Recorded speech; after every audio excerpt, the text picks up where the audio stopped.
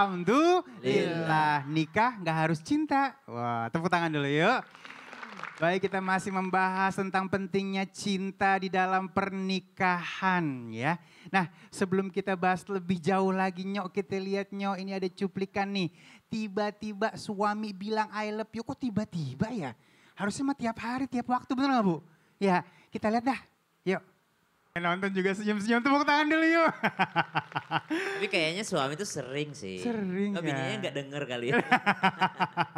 Sebenarnya bukan hanya kepada istri kali sama anak semua harus I love you ya. Karena gini loh, kadang-kadang cinta itu harus diucapkan juga. Karena jadi magic word atau kalimat yang istilahnya menenangkan ya. Baik, guru yang dimuliakan Allah Subhanahu Wa Taala. Ini cinta katanya pernikahan tuh nggak boleh dipaksakan. Ya jadi istilahnya kalau dulu kan kita pernah bilang ada dijodohin gitu kan ya mau nggak mau harus terima. Sementara Rasulullah juga bilang nggak boleh dipaksakan. Nah ini gimana untuk menyikapi ini dan cintanya jadi di mana nih posisinya? Silakan. Satu nggak boleh dipaksakan, yang satu nggak butuh cinta. Iya. Silakan guru. Baik, tapi guru Muhammad Ustaz Maulana serta guru-guru kami melakukan Allah Subhanahu Wa Taala Al-Quran surah Asy-Syura ayat 8. أعوذ بالله من الشيطان الرجيم ولو شاء الله لجعلهم أمة واحدة ولكن يدخل من يشاء في رحمته والظالمون ما لهم من ولي ولا نصير. Yang cinta terus kepada sesuatu itu hanya Allah kepada hambanya. Karena hamba melakukan dosa sebanyak apapun, kalau kembali kepada Allah maka innallaha yuhibbut tawwabin. Allah mencintai orang-orang yang bertaubat. Bukan Allah mencintai orang yang gak punya dosa, gak pernah berdosa. Tapi Allah mencintai orang-orang yang bertaubat. Artinya sebanyak apapun kesalahannya, Allah tetap mencintainya jikalau dia mau kembali kepada Allah. Beda kalau manusia, seorang pasangan melakukan kesalahan satu dan kebaikannya ada 1000, biasanya yang dihitung kesalahannya bukan kebaikannya. Subhanallah. Maka jikalau ditanyakan agak kontradiktif nih, ternyata satunya mengatakan jangan memaksa anak perempuan menikah. Maka mintailah izin anak perempuan yang sudah dewasa sebelum menikahkannya. Yang satu mengatakan kan menikah itu tidak butuh cinta. Saya mau tanya ibu-ibu, ada di sini yang menikah dulu dijodohin sama orang tua? Ada? Subhanallah. Ada tapi gak mau ngaku, subhanallah. Ada guru sebelah kanan guru, sebelah kanan guru, sebelah kanan guru. Ada gak ya? Ada. Subhanallah. Dulu saya boleh nanya ibu gak? Saya nanya ke ibu ya, subhanallah. Dulu waktu ibu menikah itu disuruh sama orang tua? Iya. Tapi sudah kenal sebelumnya? Belum. Kenapa ibu mau? Gimana lagi menurut aja sama orang tua. Gimana lagi menurut aja sama orang tua? Maka jawabannya ibu belum cinta tapi sudah ridho. Maka syaratnya bukan cinta tapi ridho. Kadangkala ridho munculnya bukan karena cinta tapi karena taat sama orang tua. Kadangkala ridho bukan timbul karena cinta tapi karena ingin taat kepada Allah. Oh dia sadar banget, kalau orang tuaku yang suruh pasti orang tuaku pengennya kebaikan untukku. Tidak mungkin orang tuaku menjerumuskan kepada hal yang buruk. Maka dikatakan disunnahkan untuk meminta izin kepada anak gadis yang sudah dewasa dalam rangka sebelum dia menikahkannya, minta izinlah kepadanya sehingga dia ridho. Nah ridho ini tidak butuh cinta. Ridho tuh kadangkala karena kita taat sama orang tua. Ridho tuh kadangkala karena pertimbangan logika. Oh saya tidak cinta sama dia tapi saya lihat dia paham agama, dia sudah mapan laki-lakinya, dia memang sebenarnya orang yang bertanggung jawab, kelihatan dia baik sama orang tuanya. Oh berarti dia bakal baik nih. Saya belum cinta tapi saya sudah ridho. Masya Allah. Tapi guru emang banyak banget nih yang nikah nih misalnya ya dijodohin. Awet guru. Awet, mungkin karena berkahnya ridho kepada keputusan orang tua, akhirnya diberkahi dengan seperti itu. Dan orang tua nggak mungkin yang jodohin anaknya sama yang nggak pas gitu kan. Nah ini juga digarisbawahi untuk seluruh orang tua, mesti niatnya diluruskan. Kalaupun menjodohkan anak, jangan niatnya karena uang, jangan niatnya karena ini, karena siapa yang menikah karena uang, maka pasti dimiskinkan sama Allah. Allah. Baik, terima kasih guru, tepuk tangan dulu yuk. Iya, dan sekarang nih sebelum kita ke sono ke sini, kita mau lihat dulu nih guru nih, ada cuplikan nih ya. Cuplikan nih, pernikahan beda usia 40 tahun. Oh kayaknya saya nanti itu ya. Allahu Akbar. Ya nggak apa-apa sih. Coba kita lihat yuk. Ya mudah-mudahan sakinah mawaddah warahmah yang namanya jodoh siapa yang tahu Saya ya guru langsung ya. nanya aja ibu ini. Oh yang di iya samping boleh. saya. Udah ada yang diincer guru. Iya. Pas sebelah. Silakan berdiri Bu. Yuk. Silakan perkenalkan namanya. Assalamualaikum dulu. Assalamualaikum warahmatullahi wabarakatuh. Waalaikumsalam warahmatullahi wabarakatuh. Masya Allah. Perkenalkan nama saya Ibu Horida dari Majelis Ta'lim Al-Huda dari Al-Hidayah, Bu. Al-Hidayah dari Bojong Pekalongan. Tepuk tangan dulu. Ibu yang ngomong kok kayak kita berada di istana negara. Sang Saka Merah Putih. Ini pasti Masya Allah nih beliau nih. Bu. Pemimpin nih jangan-jangan guru nih. Saya mau nanya. Pemimpin jamaah. Ibu Ya. beda usia berapa sama suami ibu? 5 tahun Ustadz, Oh, Yang tua siapa? suami. Pas. Ibu yang mau nanya. Udah pas lah ya. Pas ya. Pas lah kalau suami yang 5 lebih tua 5 tahun. Iya. Karena ibu kan lebih cepat tua. Iya bener. Iya emang bener gitu ya. Apa yang membuat ibu kesal sama suami? Hmm. Karena beda usia 5 tahun. Iya. Ya kadang kalau habis Mau bisik-bisik. gitu. habis mandi suka naruh barang pakaiannya itu nggak pada tempatnya. Oh habis mandi main lempar-lempar aja anduk. Anduk, semuanya. Ya, misalnya Oh saya juga begitu. Ya Bu ya. Iya. Mau tahu nggak? Berarti saya mau nanya. Bukti ketulusan cinta suami ibu kepada ibu apa? Nah, Lagi nonton. ayo, nah sayang Apa teh. buktinya? Yuk. Kan enggak mesti cinta. Tapi kan butuh bukti. Apa buktinya? ya, kasih sayang. Oh kasih saya. Saya ya. Gila muter-muter aja ibunya. Malu-malu dia ya. Baik silakan guru. Izin Iya. Ib dan Ustaz Sam. Satu pertanyaan buat kita. Bagaimana cara dalam Islam membuktikan bahwa seseorang itu benar-benar tulus menerima kita sebagai pasangannya. Disitulah ada namanya ta'aruf. Disitulah ada tahapan namanya dihitbah. Disitulah ada namanya ijab kabul. Dalam ijab kabul ada bukti lagi di situ. Tahu nggak buktinya ijab kabul di situ? Ada ijab kabulnya atau akadnya. Pasti ada namanya ijab ya, bukan Iya. ijab ya. Iya. Di akad itu ada namanya mahar.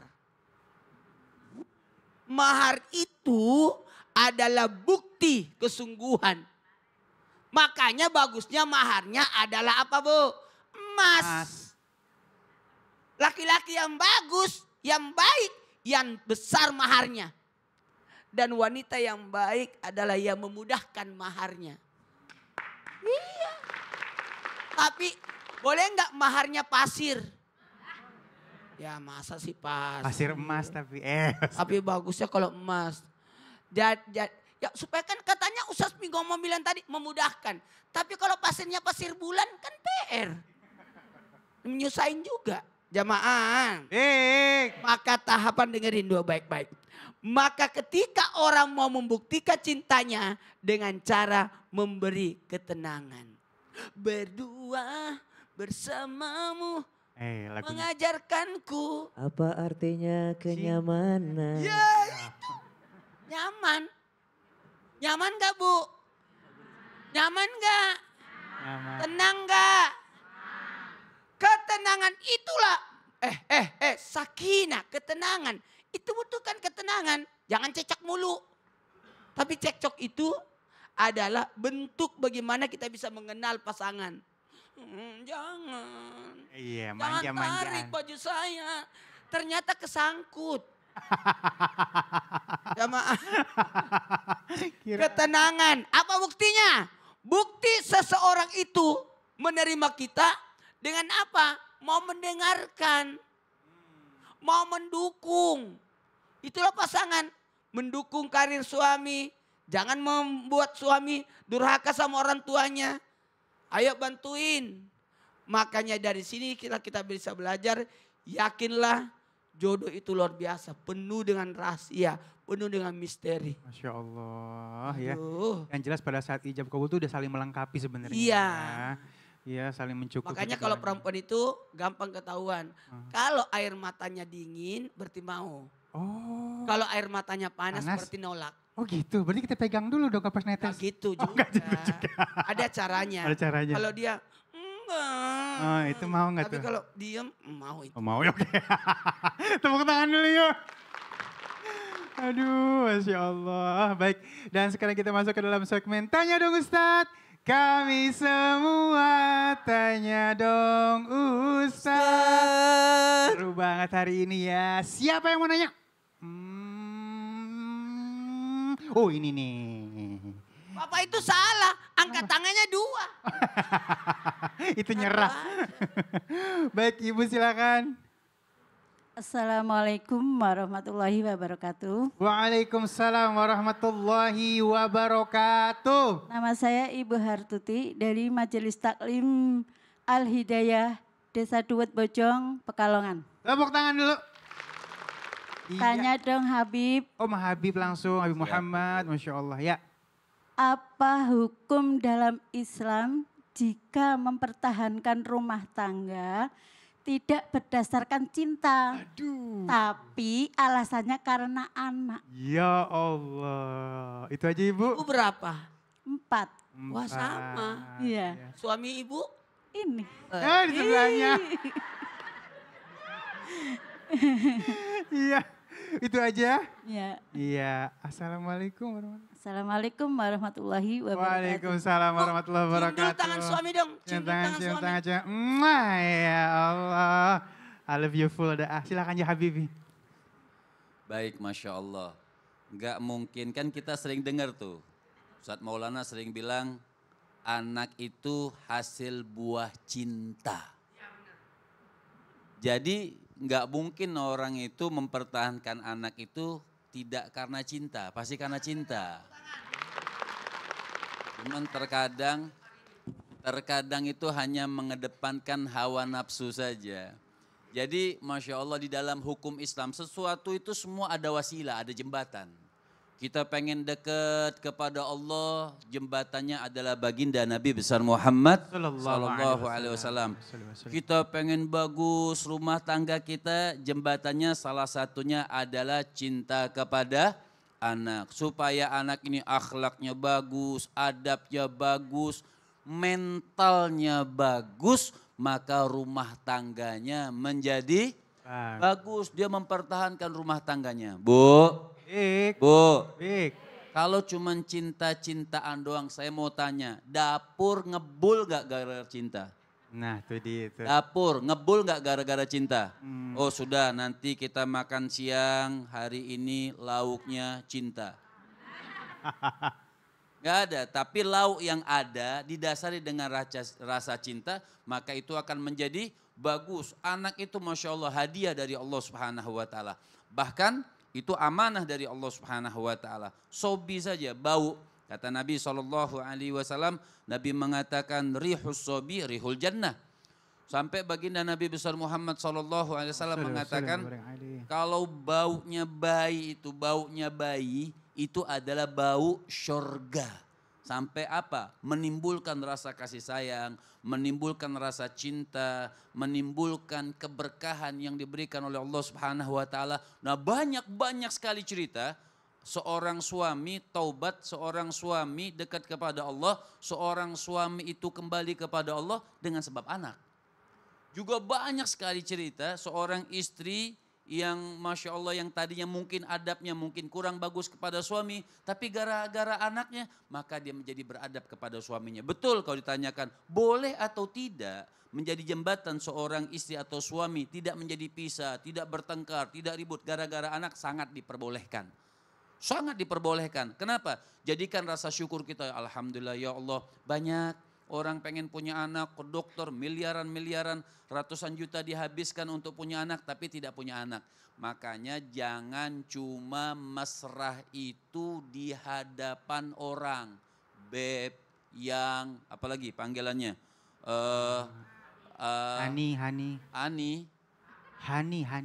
Hani. Oh iya, Hani. Oh iya, pintar. Hani satu Roma. Artinya Ya Hani. bukan hanya dengan sebatas bolehlah mengucapkan panggilan-panggilan karena itu dicontohkan oleh baginda Nabi besar Muhammad Sallallahu alaihi Sallallahu alaihi wasallam. Nabi panggil istrinya Humaira, Nabi panggil istrinya yang putih yang kemerah-merahan, Masya Allah. Tapi juga memanggil kadang bukannya tidak boleh, misalnya kita panggil dengan nama anak kita. Nama anaknya siapa? Ali, panggillah Ummu Ali. Pas muncul di sini nih, iya Alinya. Iya. Bener. Mana Ummu Ali? Ummu Ali. Tapi kan berarti apa? Alinya itu menjadi jembatan. Iya. Anak itu menjadi jembatan supaya suami selalu ingat kepada ibu. Masya Allah. Berarti nggak merendahkan pernikahannya dengan kita mempertahankan pernikahan dengan anaknya. Tidak, itu salah satu jembatan wasilah untuk menambahkan kecintaan. Masya Allah, tepuk tangan dulu yuk. Terima kasih ya Habibi. Masya Allah. Kita lanjut ya. Lanjut Bu. Lanjut yang nanya. Siapa lagi yang mau nanya? Ini. Oke, silakan. Bismillahirrahmanirrahim. Assalamualaikum warahmatullahi wabarakatuh. Waalaikumsalam warahmatullahi wabarakatuh. Perkenalkan Ustadz, nama saya Rohati dari Majelis Taklim Al-Hidayah, Desa Duet Bojong, Pekalongan. Pekalongan, tepuk tangan dulu yuk. Panggilannya Roh atau Ati? Terserah Pak Ustadz. Masya Allah, panggilan sayangnya Rohati ya. Silakan Umi. Assalamualaikum Pak Ustadz Syam. Oh guru Syam langsung nanya gini. Insya Allah. Dari semua yang bertanya cuma ibu ini yang tegas nih. Silakan ibu. Pertanyaannya silakan. Tanya Pak Ustadz. Siap ibu. Bagaimana kalau seorang suami dengan terang-terangan sudah menyatakan nggak cinta lagi sama istrinya? Waduh. Ya. Itu apakah sudah termasuk talak satu dan bagaimana sebagai istri menyikapinya? Oh, subhanallah. Aku tidak cinta lagi sama kamu, gitu ya. I don't love you anymore. Tapi nggak dicerai nggak, cuman ngomongnya gitu langsung tegas gitu. Tapi auto talak nggak itu? Auto talak nggak itu gitu ya? Makanya ibu dari tadi Sudah langsung ke jatuh bawah talak nih ya. belum itu Pak Ustadz? Iya oke, Baik. itu aja. Terus, makasih. Assalamualaikum warahmatullahi wabarakatuh. Waalaikumsalam warahmatullahi Silakan wabarakatuh. guru langsung dah. Baik, tapi guruku Habib Muhammad Ustaz Maulana, Bang Ali serta guru-guru kami dimuliakan Allah Subhanahu wa taala, kalau berbicara tentang talaq adalah sesuatu yang halal tapi dibenci oleh Allah Subhanahu wa taala, sehingga tidak mudah juga talak itu terjadi. Kenapa? Karena ada dibagi dua kalimat talak itu. Ada talak yang kalimatnya sharih, memang dia jelas, ya. Ada juga talak yang kalimatnya kinayah, yang harus dimintai kejelasannya terlebih dahulu. Contoh misalnya, ada seorang suami yang mengatakan begini, saya sudah tidak cinta kamu lagi, kita sudahi saja. Nah itu kira-kira sudah jatuh talak itu atau tidak? Ternyata jawabannya mesti ditanyain lagi. Kita sudahi saja ini maksudnya kamu mau menyudahi aku sebagai istrimu, atau kita sudahi pertengkaran ini, kita sudahi daripada percekcokan ini, kita perbaiki kembali, subhanallah. Maka kalau ada seorang suami mengatakan saya sudah tidak mencintaimu lagi, maka ini bukanlah sebuah ungkapan yang otomatis talak. Kenapa? Karena bisa jadi kalimat itu keluar, saya sudah tidak cinta kamu lagi, karena suami pengen ada perbaikan dari istrinya. Maksudnya saya tidak cinta kamu lagi, dulu saya cinta kamu karena dulu kamu sabar. Karena dulu awal-awal menikah kamu tidak pernah menuntut semua rekening sama kamu. Karena dahulu awal-awal menikah kamu tidak pernah cemberut ketika aku ngasih kepada ibuku. Karena dulu ketika aku bantu adik-adikku kau tidak pernah cemberut, bahkan kau tersenyum ketika aku bantu adik-adikku. Sekarang aku baru transfer sedikit ke adikku kau sudah cemberut, maka saya sudah tidak cinta kamu lagi. Subhanallah, maka ini belum jatuh talak, belum termasuk daripada talak yang mesti diperjelas. Apa ini? Ini kau sudah suruh saya pulang ke rumahku, kau sudah ceraikan saya, maka tidak termasuk talak. Ada seorang ulama, Syekh Abu Muhammad, ini dilihat keilmuannya dan juga kesolehannya oleh murid-muridnya, sehingga seluruh santrinya, murid-muridnya itu hormat pada dia. Tapi ada satu yang tidak disukai oleh murid-muridnya. Kenapa? Istrinya kasar kepada gurunya ini. Istrinya kurang akhlaknya bagus segala macam. Ditanya, wahai Syekh, kenapa tidak kau ganti saja itu?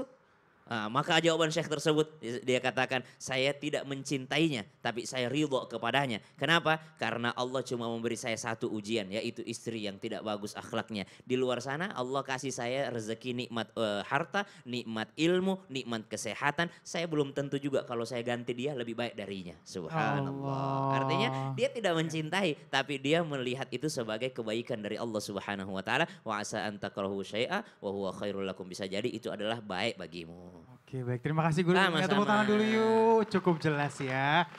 Masya Allah ya. Baik kita lanjut lagi yuk. Siapa lagi yang mau nanya? Bapak aja, bapak dari tadi udah lewatin bapaknya nih ya. Oke, ayah Anda boleh berdiri, maafin. Ya.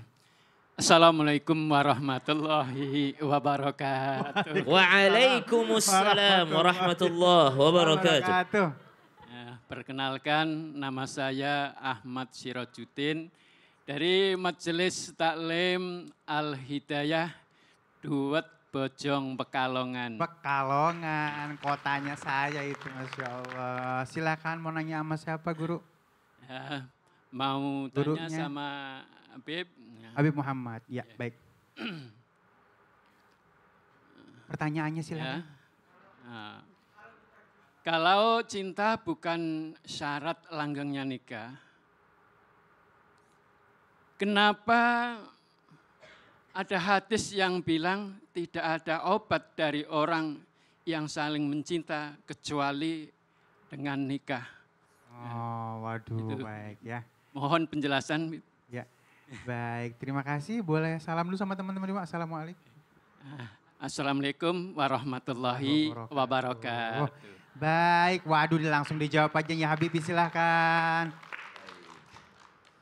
Cinta, Masya Allah, kita pagi ini bahas cinta. Cinta itu kenapa Nabi SAW mengatakan kami tidak melihat cara yang terbaik seseorang saling mencintai kecuali dalam keadaan, kecuali dalam suatu pernikahan. Karena nggak mungkin saya mencintai perempuan tapi nggak halal. Kenapa Nabi katakan cinta di dalam pernikahan? Makanya cinta itu bukan dari pacaran. Cinta itu di dalam suatu pernikahan. Makanya pacaran itu tidak ada. Orang bilang cinta-cinta, Masya Allah cinta pacaran 10 tahun, nikah 2 hari cerai. Kenapa? Pas nikahnya udah nggak cinta lagi. Udah nggak sayang lagi. Makanya betul Nabi itu Masya Allah contoh fal khair kulluhu fil ittiba. Makanya kalau orang pengen bagus dunia dan akhirat apa? Mencontoh daripada Rasul Sallallahu Alaihi Wasallam. Kenapa Nabi bilang ditekankan aku tidak melihat suatu cinta yang paling bagus kecuali dalam satu pernikahan. Artinya nikah baru pacaran, bukan sebelum nikah pacaran. Makanya ibu tadi Masya Allah dijodohkan, kan nggak ada cinta. Tapi awet sampai sekarang ibu? Alhamdulillah. Kenapa? Tumbuh rasa sayang. Oh dalam Nabi itu di dalam suatu kehalalan itu dilihatkan oleh Allah Subhanahu Wa Taala. Oh si perempuan menghormati seorang suaminya. Si suami menghormati perempuan. Dalam apa itu? Di dalam suatu pernikahan. Bukan pacaran. Ini waktu pacaran sholat berjamaah. Habis assalamualaikum cium tangan. Ya salah kan itu. haram. Haram. Enggak boleh. Tapi sholat berjamaah yang bagus itu apa? Sholat berjamaah yang bagus itu setelah menikah. Bukan sebelum menikah. Iya baik, terima kasih ya Habibie. Ini pelajaran buat kita semuanya. Tepuk tangan dulu yuk. Tambah jelas ya. Baik, kita akan bahas lebih jauh lagi tentang pernikahan di dalam cinta dalam pernikahan ini ya. Tetap bersama kami di Islam itu Indah. Jamaah, alhamdulillah.